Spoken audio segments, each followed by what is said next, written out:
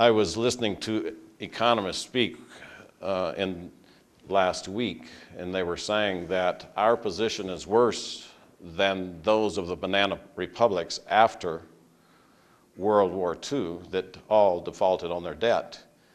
Our position is worse than what we, in my lifetime, what I in my lifetime have looked at as being the worst situation in economic memory. So we then arrive at it, and so people say, well, we must go up on taxes, and other people say, no, you can't go up on taxes, you got to cut spending. And so you basically have to do three things if you're going to solve the problem. Either go up on taxes, which my belief is that taxes, they depress the economy and hurt the production of jobs. And you would ask, why is that? Bill Sweat over in Artesia said it best. He runs bulldozers over there, and he says it takes me $340,000 to create one job. A bulldozer costs $340,000. He said, and by the way, they won't let me drive it through the main streets of Artesia, so I have to get a pickup truck too. That's another $50,000. And he said, when I get $390,000 in the bank, then I can create one job. And when I'm taxed, that pulls the money away from me, and it takes me longer to build up those cash reserves to buy the equipment. And so that's the premise by which I say that taxes going up hurt jobs and taxes going down actually stimulate jobs, because no one wants to hold money right now. Any of you still have money in the bank? What do you get on cash right now in the bank? Maybe 0.0025, that is 1/4%. So what business would hold cash when they could invest it and start making revenue? It just doesn't make sense. But President Obama about 2 months ago said on one Saturday morning, the corporations are hoarding their cash. Now, as a business owner, I felt like that he was maybe just not understanding. Businesses are hoarding cash because they're afraid of the future. They're uncertain.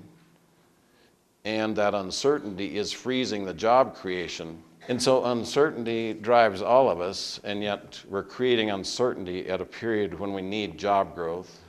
We're looking at going up on taxes. And for me, from my side, then if we're not going up on taxes to increase and improve this 3.5, to bring it down and bring the 2.2 up to the 3.5, our side tends to look at the 3.5. Well, we've got to cut the spending, we've got to cut this, cut that. And I will tell you, as a business owner, no business ever moved its way to success by simply cutting spending. Now, I think we have to cut spending, don't get me wrong, but I do not believe we can cut from 3.5 to 2.2. I don't believe that to be possible. We would get in too much of bone, it would pass the meat and pass the fat and into the bone.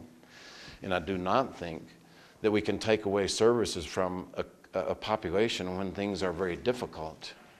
And so I'm on the spending cutting bandwagon as well as any Republican, but I also realize that it has to be very targeted, the waste, the fraud, the abuse.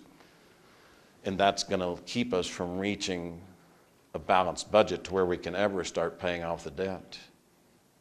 And that then says of the three ways that you can create a solution to this problem: raise taxes, that one has got its pitfalls. Cut spending also is limited. And the third thing is then to borrow money.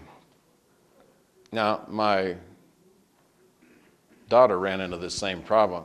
She's not up here anywhere. She hates it when I tell this, but she ran into this when she graduated from college. So what we did was she had about $3,500 a month in expenses and about $2,200 a month in revenues. She called me, and every time I'd speak to her on the phone, she would jump, and I said, well, it's money problems. Yeah, tears. So basically, she was in this situation. So I said, okay, I'll take your car. I'll give you this old Jeep Wagoneer. And give me $500, and you can drive it. It's a really good vehicle. And so that cut $700 a month. I took her car and started making the payments. We couldn't quite get her down to balance, and so we then got her a second job, bumped the revenue up, and we were able to get her somewhere close to even the debt consolidation agencies would not treat her. So this idea of borrowing money came to her, and they said, no, we won't loan you more money. Well, China has been telling us, we're not going to borrow any more from you. If you've seen Mr. Geithner go to China 2 or 3 times in the last year, it's after China quit buying our treasury bills. My friends, the bankers are almost to shut us off. Our bankers are very close to not continuing to fund this debt.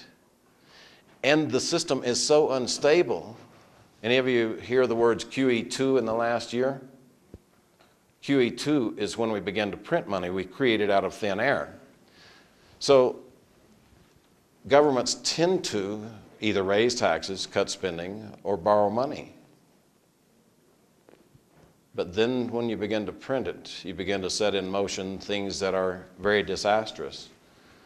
That's the method that Argentina is using.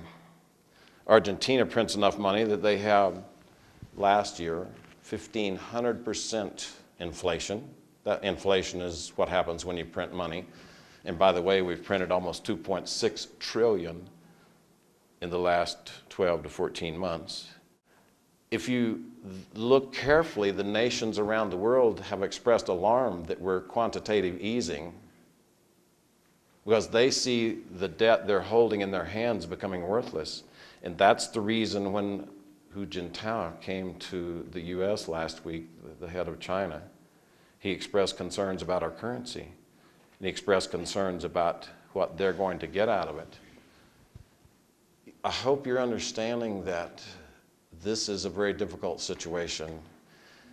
If we shouldn't be printing money, if taxes are going to destimulate jobs, if you raise them too much, if spending cuts are not possible, I believe the only way forward is to create jobs and grow this 2.2. Now, a magical thing happens when you create jobs. You take people off the 3.5 who are on welfare, Medicare, Medicaid, whatever, and you begin to move them down to the 2.2, and you increase the 2.2 at the same time that you're lowering the cost of your government.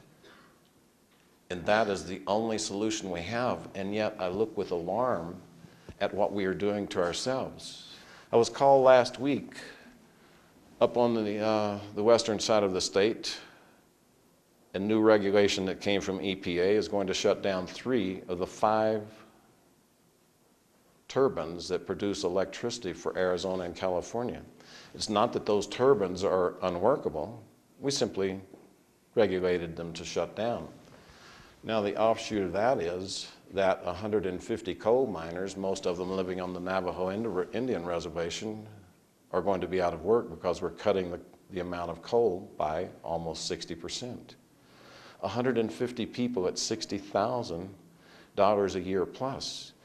Those are beginning to take away not only from our 2.2 will shrink at that point, but it's also taking away from the money that you have to balance your bank books. The timber industry used to have 20,000 jobs in New Mexico. Today it has none.